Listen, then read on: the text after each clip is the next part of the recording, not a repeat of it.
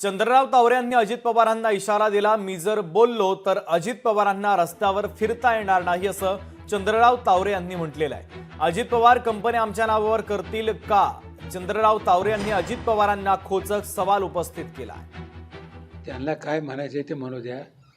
चेअरमनची निवड हे संचालक मंडळातून होत असते, त्यातून संचालक मंडळच निवडलं नाही तर हे चेअरमन झाले, कौतुक वाटते त्याचं।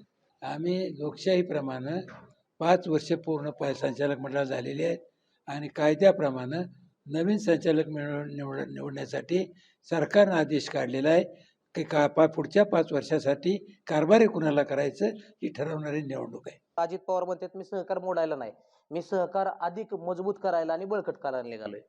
आता मात्र कामाला छत्रपतीचं का वाटोळ केलं? तुम्ही निघालाय ना बळकट करायला, कोणी केलं तिथल्या सभासद सांगतील। अजित पवारांनी माळेगावच्या संदर्भात आणि इन्कम टॅक्सच्या बाबत कुठलंही प्रकरण निस्तारलेलं नाही। ते आज धादांत खोटं बोलत आहेत। त्यांच्या ताब्यात असलेल्या दोन्ही कारखान्यामध्ये 4-4 वर्ष लागलेली आहेत।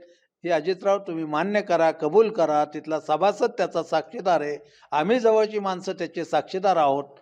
आणि ते सुद्धा प्लॅन छत्रपतीचा अजून नीट चाललेला नाही। तुमच्या घरच्या कारखान्यात अंधार आहे, तुम्ही दुसऱ्या कारखान्यात कशाला बघता काय? लोकशाही मराठी ऐका, पहा, जागरूक रहा।